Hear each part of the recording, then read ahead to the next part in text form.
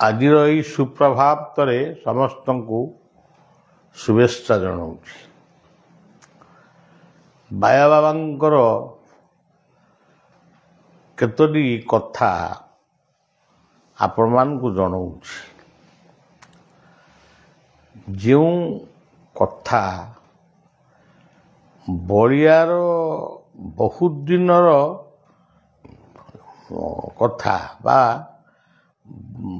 ଅତୀତରେ ଅନେକ ଥର ଯାହା ଭାବିଛି ସେଇ କଥାଟା ଆଜି ବାବାଙ୍କର ଏଇ କଥା ପ୍ରସଙ୍ଗର ବାର୍ତ୍ତା ଭିତରୁ ମୋତେ ମିଳିଛି। ତାମାନେ ମୋତେ ଖୁସି ଲାଗୁଛି ଯେ ଅତୀତରେ ଯାହା ବଳିଆ କହି ଆସୁଥିଲା ଆଜି ମୋର ମାନସ ଗୁରୁ ବାୟା ବାବାଙ୍କ ପୁସ୍ତିକାରେ ତାହା ଅନୁମୋଦିତ ହେଇଛି। ଜଣେ ଝିଅଟିଏ ଭୁବନେଶ୍ୱର ଆଶ୍ରମରେ ବାବାଙ୍କୁ ପଚାରୁଛି ଯେ ବାବା ଆପଣଙ୍କ ଆଶ୍ରମ ଭିତରେ ଆପଣ ଶିବ ମନ୍ଦିର କାହିଁକି କରିଛନ୍ତି ବା ଶିବଲିଙ୍ଗଙ୍କୁ କାହିଁକି ପୂଜା କରୁଛନ୍ତି?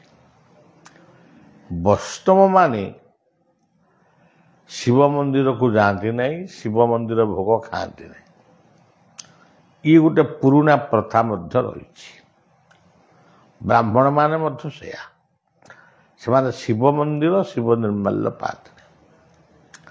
ଶିବଙ୍କର ଅଭିଷେକ କରିବେ, କିନ୍ତୁ ଶିବଙ୍କ ପାଖରେ ରନ୍ଧା ହେଇଥିବା ଅନ୍ନ ଡାଲି ତରକାରୀ ଯଥା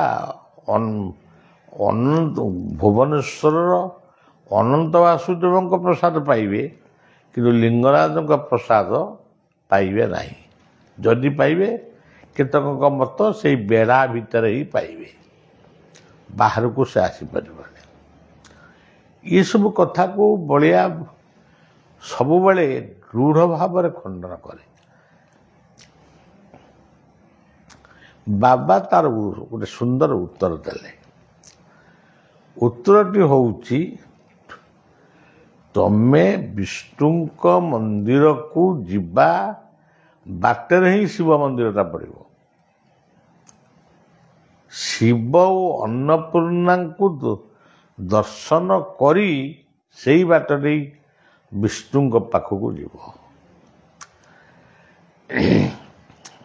ଆପଣମାନେ ଦେଖନ୍ତୁ, ଆମର ନାସାରେ ନାସାର ଦୁଇ ପୁଡ଼ାରେ ଯେଉଁ ପବନ ପ୍ରବାହିତ ହେଉଛନ୍ତି ସେ ପ୍ରଥମେ କଣ୍ଠଚକ୍ରରେ ଥିବା ଶିବ ପାର୍ବତୀଙ୍କୁ ଦର୍ଶନ କରି ବା ତାର ସ୍ପର୍ଶ ନେଇ ସେ ବିଷ୍ଣୁ ମନ୍ଦିର ବା ହୃଦୟ ମନ୍ଦିରକୁ ଯାଉଛନ୍ତି। ତେଣୁ ଶିବଙ୍କର ପୂଜା ନିଷିଦ୍ଧ ଏକଥା କେତେକଙ୍କର ମାତ୍ର ମତ, କିନ୍ତୁ ବାୟାଙ୍କ ମତରେ ଏହା ଭୁଲ। ଏ ସେବକ ମଧ୍ୟ ସେଇ କଥାକୁ ବହୁ ପୂର୍ବରୁ କହି ଆସିଛି। ଯିଏ ଶିବ ସିଏ ବିଷ୍ଣୁ। ଏ ପ୍ରକାରର ଯେଉଁ ଅଲଗା ଅଲଗା ଭାବ ସୃଷ୍ଟି କରିବା ହିଁ ଭୁଲ। ଏ କଥାଟି ପରେ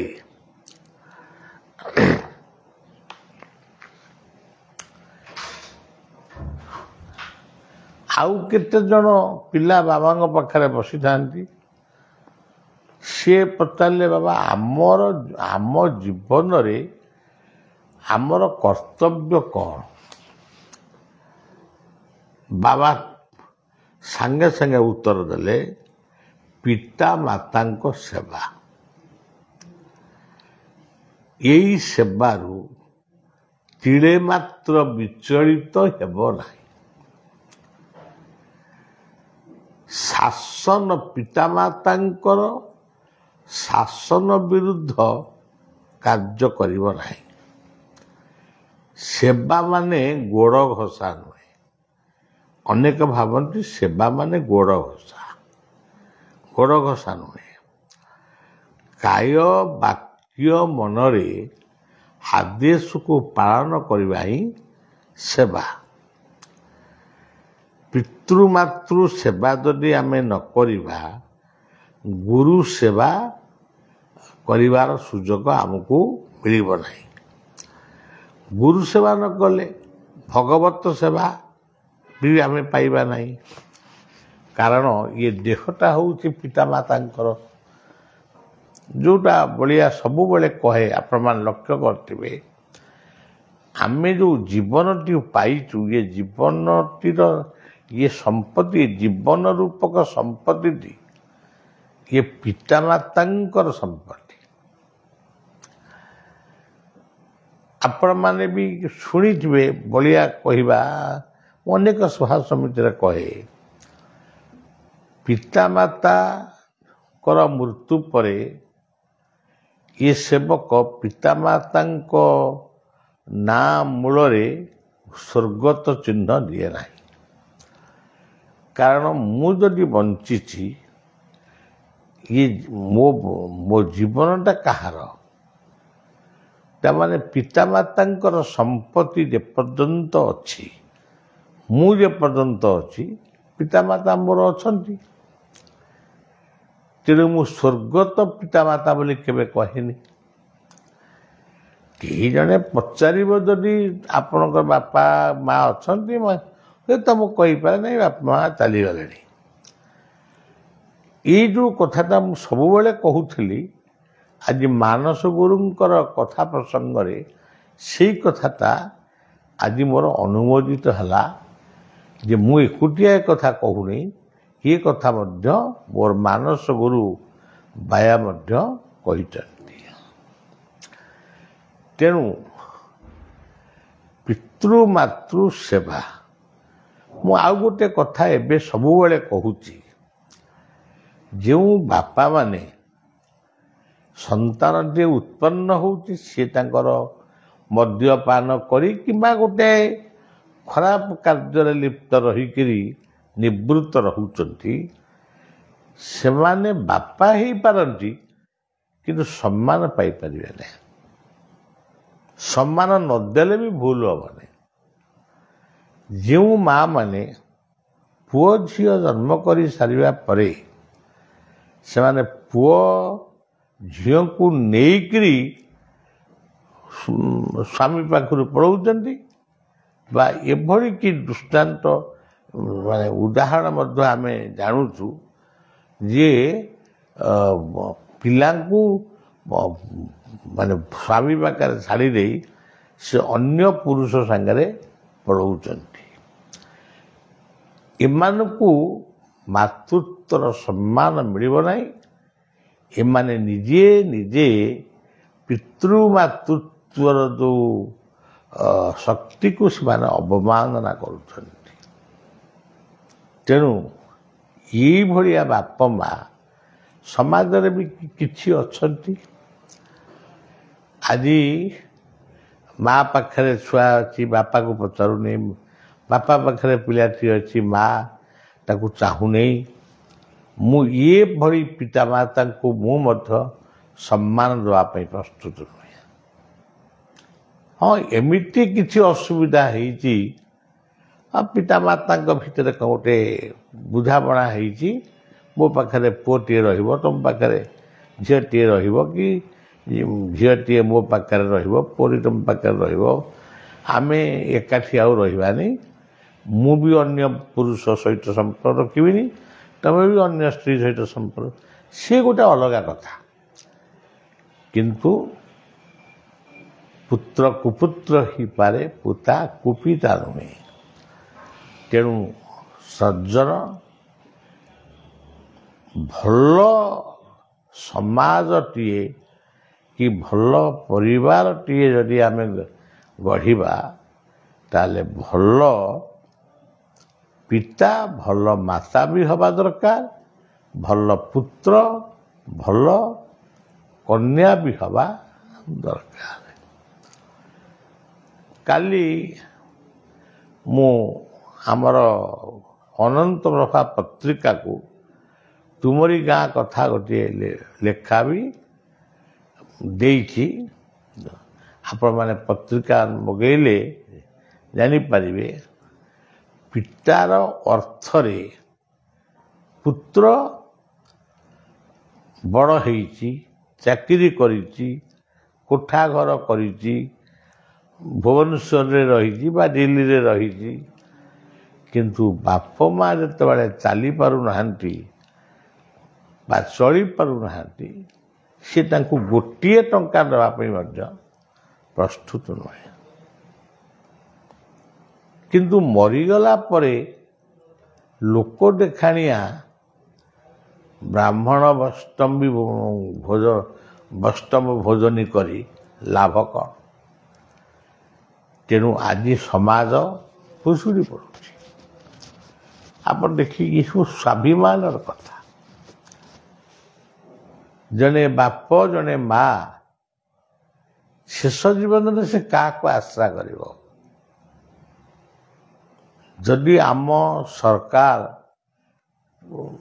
ଚାଉଳ କିଛି ଦେଉଛନ୍ତି, ସ୍ୱାସ୍ଥ୍ୟ ସୁରକ୍ଷା ପାଇଁ କିଛି ଅର୍ଥ ମଧ୍ୟ ଦେଉଛନ୍ତି, ଏଇସବୁ କଥା ଗୁଡ଼ିକ ହେବା ଦ୍ୱାରା କିଛି ଲୋକ ବଞ୍ଚି ଯାଉଛନ୍ତି। ତାହା ଯଦି ନହନ୍ତା ଅନେକ ବାପା ମା ବିଷ ଖାଇକିରି ମରିସାରନ୍ତେଣି। ଆଜି ପେନସନ୍ ସରକାର ଉଠାଇ ଦେଇଛନ୍ତି, କିନ୍ତୁ ସରକାରଙ୍କୁ ଆମେ ବି ଗୋଟିଏ ନିବେଦନ କରିବୁ, ଅଳ୍ପ ହଉ ବେଶୀ ହଉ ଆମେ ଏଇଟା ଲେଖିବୁ। ସରକାର ସବୁ ରାଜ୍ୟ ସରକାରଙ୍କୁ ଲେଖିବୁ, ଭାରତ ସରକାରଙ୍କୁ ଜଣେଇବୁ, ପେନସନ୍ ଅଳ୍ପ ହଉ ବେଶୀ ହଉ ଯଦି ସେମାନେ ପାଉଥିବେ ତାହେଲେ ତାଙ୍କ ଶେଷ ଜୀବନଟା ଟିକେ ହେଲେ ଚାହା ବିସ୍କୁଟ ଖାଇକିରି ଖୁସିରେ ଯିବ। ଏଇଟା ଏକବାରେ ସତ୍ୟ। ଆଉ ଯେଉଁ ବାପା ମା ଆଜି ବି ପିଲାମାନଙ୍କ ପାଖରେ ଆଦର ପାଉଛନ୍ତି, ସେ ପ୍ରକୃତ ଭକ୍ତିରେ ନୁହଁ, ମମତାରେ ନୁହଁ। କିଛି ଲୋକ ଭକ୍ତି ମମତା ରଖିଛନ୍ତି, ନିଜ ବାପା ମାଙ୍କର ପେନସନ୍ ନଥିଲେ ବି ନିଜେ ବାପା ମାଙ୍କୁ ଦେଖୁଛନ୍ତି, ବାପା ମାଙ୍କ ପାଖକୁ ଯାଉଛନ୍ତି, ସବୁ କଥା ବୁଝୁଛନ୍ତି। କିନ୍ତୁ 50 ଭାଗରୁ ଅଧିକ ପୁଅ ବୋହୂମାନେ, ନାତି ନାତୁଣୀମାନେ କେବଳ ବୁଢ଼ାଙ୍କର ସେ ପେନସନ୍ଟାକୁ ପାଇବା ପାଇଁ କିଛି ଅଂଶରେ ସେମାନେ ଖର୍ଚ୍ଚ କରିବେ, କିଛି ଅଂଶରେ ଏମାନେ ଖର୍ଚ୍ଚ କରିବେ। ତେଣୁ ଇଏ ସେବକ ଭଳିଆ ଏ ଯୁଗକୁ କଳି ଯୁଗ ବୋଲି ଆଉ କହିପାରୁନି। ଏହାକୁ ତ ମୁଁ ବିଜ୍ଞାନ ଯୁଗ ବୋଲି କହେ, ଏବଂ ଏଇଟା କେଉଁ ଯୁଗରେ ଯିବ ତା ମଧ୍ୟ କହିବା ଅସମ୍ଭବ ହୋଇପଡ଼ୁଛି।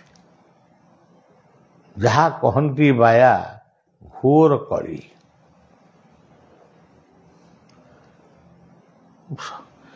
ଯେତେବେଳେ ବୈକୁଣ୍ଠନାଥ ବ୍ରହ୍ମଚାରୀ ଦେହରେ ଥିଲେ, ସିଏ ସବୁବେଳେ ସାଧୁ ସନ୍ଥମାନଙ୍କର ଦୁର୍ଗୁଣକୁ ଆଲୋଚନା କରୁଥିଲେ ଏବଂ ତାଙ୍କୁ ସବୁ ମାନେ ସାଧୁ ସନ୍ଥ ଭାବରେ ସେ ନେଉନଥିଲେ। ଏ କଥାଟା ସେଦିନ ବଳିବାକୁ ଖରାପ ଲାଗୁଥିଲା। ଆଜି ଦେଖନ୍ତୁ, ସେଇ ସାଧୁସନ୍ଥମାନେ, ତା ଦେହରୁ ବହୁତ ସାଧୁସନ୍ଥ ଦୁର୍ଗୁଣରେ ଆଉ ପ୍ରତିଷ୍ଠା ଅଭିମୁଖେ ସେ ଅତ୍ୟନ୍ତ ନିଷ୍ଠାପର। ତାଙ୍କର କେମିତି ପ୍ରତିଷ୍ଠା ବଢ଼ିବ, ନିଜେ କେମିତି ଭଲ ଭଲ ଆଶ୍ରମ କରି ଜୀବନ ବିତେଇବେ, ଏଇଥିରେ ତାଙ୍କ ଦିନ କଟୁଛି। ତାହେଲେ ବୈକୁଣ୍ଠ ଯାହା କହୁଥିଲେ କ'ଣ ଭୁଲ? आज तो आपण समग्र भारत वर्षରେ ଦେଖିବେ ନିଜକୁ ଭଗବାନ କହିବା ପାଇଁ ମଧ୍ୟ ପଛଉ ନାହାନ୍ତି। ନିଜକୁ ଆହୁରି ମାନେ ଅବତାରୀ ପୁରୁଷ ବୋଲି କହିବାକୁ ମଧ୍ୟ ପଛଉ ନାହାନ୍ତି। ମୁଁ ତ ଅନେକ ଥର ଏଇ ଲାଇଫରେ କହିଛି, ଗୋଟିଏ ପ୍ରଶ୍ନର ଯଦି ଉତ୍ତର ସେ ଦେଇଦେବେ, ତାଙ୍କୁ ଯେଉଁ ଶହ ଶହ ହଜାର ହଜାର ଲୋକ କହୁଛନ୍ତି ଭଗବାନ ବୋଲି, ଆମେ ବି ତାଙ୍କ ସାଙ୍ଗରେ ମିଶିଯିବୁ। କହିପାରିବେ ନାହିଁ, ମୋର ବିଶ୍ୱାସ କହିପାରିବେ ନାହିଁ। ଯେତେବେଳେ ସେ ବ୍ୟକ୍ତି ଆସିବେ ଆମକୁ ଜଣା ପଡ଼ିବ ସେ ଆସିଗଲେଣି ଏବଂ ଆମେ କହିବୁ ତାଙ୍କୁ ଦର୍ଶନ କର। ତେଣୁ କର୍ମବାଦୀ ହୁଅ। ଏଠିକି ଗଲେ ଏଇଆ ପାଇବୁ, ସେଠିକି ଗଲେ ସେଇଆ ପାଇବୁ, ସେସବୁ ମନୋବୃତ୍ତିକି ଛାଡ଼। ଅନେକ ପ୍ରୋଗ୍ରାମ କରି କରି ମୁଁ କ୍ଳାନ୍ତ ହୋଇପଡ଼ୁଛି। ମୋତେ ଜଣାପଡ଼ୁନି ମୁଁ ଗୋଟେ କାମ କରିଯାଉଛି, କିନ୍ତୁ ମୋର ତ ଖାଦ୍ୟପେୟ ଅତ୍ୟନ୍ତ ପୁଅର, ମାନେ କମ୍। ତେଣୁ ଖାଦ୍ୟପେୟ ସହିତ ମୋର ଦୌଡ଼ିବା ଆସିବା, ସମସ୍ତେ ତ କହୁଛନ୍ତି ପ୍ରୋଗ୍ରାମ, ମୁଁ ବି ଖୁସିରେ କହୁଛି ହଁ କରିଦେବା, ନିପଦ କହିଦେବା।